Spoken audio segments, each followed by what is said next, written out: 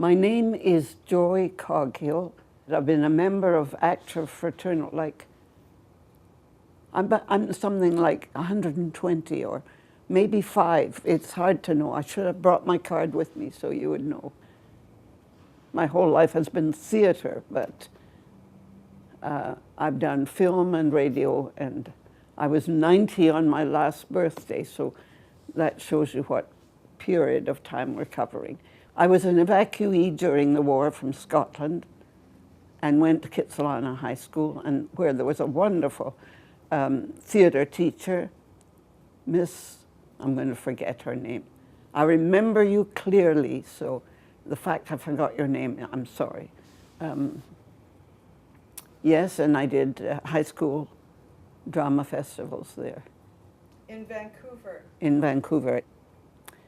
I owe an awful lot to a man called Robert Allen, who was the head of drama for CBC, radio, and then television. He did the first series for General Motors, I think it was, and they were hour dramas, or maybe they were half hours, and I was in one of the first ones.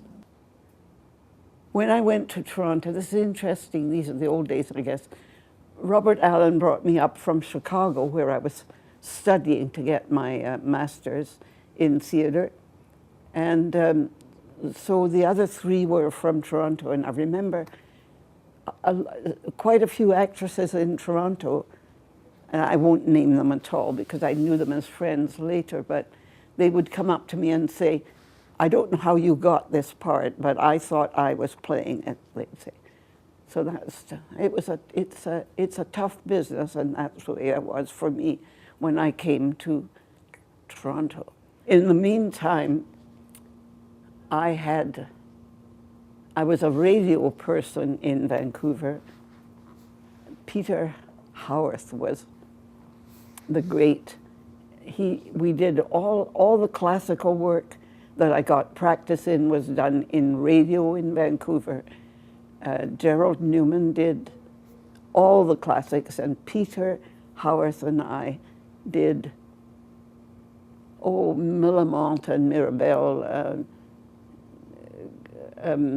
Hamlet and his mother, Romeo and Juliet, whatever. We did all the classical, all the folio for Shakespeare, but also 18th century, and we all had our babies during this period of time. So Gerald, for some reason or other, would start a recording and go till 2 and 3 in the morning with all these ladies standing around the microphone with our babies ready to be born at any moment, and they were all born during that classical period of radio in Vancouver. But radio is my favorite of all the mediums I've done, and I've done them all now. It trained me to be right there on the moment, because I knew if my feet didn't feel right, that I wasn't going to be able to do it. So that much I knew, and I used to have to find the right footwear to wear for the part. And then Dorothy Somerset in Vancouver offered me during the war we had huts for the big influx of people that came after the war, wanted to go to university. There were what are called the huts at UBC, and Dorothy had put together 1, 2, 3, 4 of them and created a theater called the Freddie Wood Theater. And she offered it to me to start a children's theater. So I came back to Canada rather than staying, as I could have done in Chicago. I came back to Vancouver, and we started, 5 of us put in $20 a piece and started Holiday Theatre, the first professional children's theatre in Canada. 50 years later, after creating Holiday Theatre for children, I created a seniors theatre called, and I'm going to forget the name. Western Gold. Western Gold, because the gold is in the artist, not in the ground. you also were, I think you were the first woman artistic director The in Playhouse. Canada. That's right, I was. And the first woman at the National Theatre School to be head of a department. Yeah. Never thought of it that way, you know, and I never had any, so I didn't have any trouble with this business of being a woman. All the inspiring people in my life have been women and colleagues. Time to drop it in, but when we were given the chance to have the top jobs as women, I'm afraid the people who did it first did it the man's way rather than the woman's way of doing things like that. I had played with Susan Coyne in Winnipeg, and I knew them all, and they were a wonderful company, and he's established a fabulous theatre, as you know, in Toronto. And of course, in film, my first thrilling thing that happened to me was I auditioned for Anne Wheeler.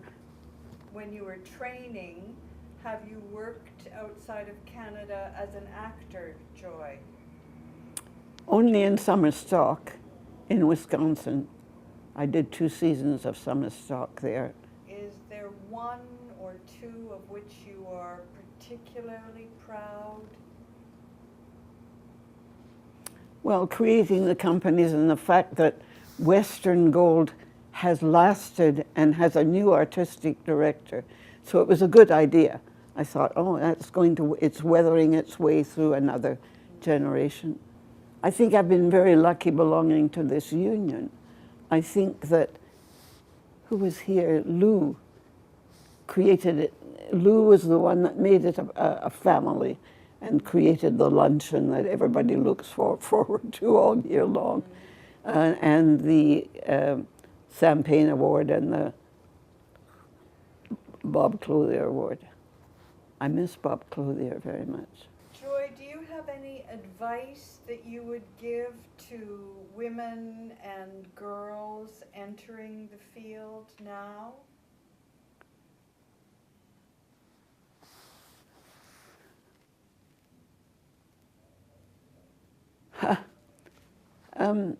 I suppose I do, to answer the question, but what it would be, I'm not sure. I mean, my first impulse when you said that was to say, it is the way you think it is.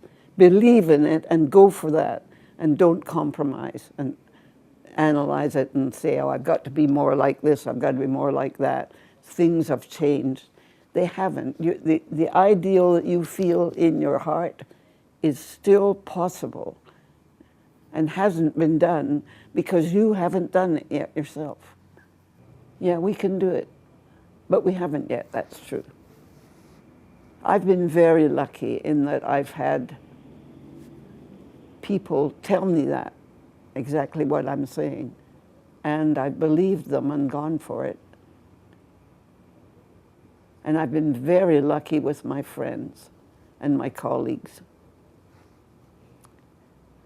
And I remember thinking that business, I prefer working with men, and thinking, no, if you really look at what you did, you'll find that the person that really was important was another woman. In each case, the inspiration was another woman. Just to say that I've been deeply grateful for our union. I've always known that they would be there. One of the most important people in that part of my life is Robert Underhill. Oh, Bob Underhill? Bob Underhill, yeah. Actor Fraternal. I think he's done some marvelous work and made some excellent decisions. UBCP would not have happened, in my observation, would not have happened if 2 people hadn't come out from Toronto. I think it was 2 men, but I'm not sure now. They came out and said, the trouble with you people here is you're always complaining about everything. Why don't you just start your own new union? So actually the seed for that was sown by the East coming in and being rude and pushy. And it hit enough people that they did it. And there was no reason for it. We're all going to come together again, finally, just the way we would have been if we'd left it alone.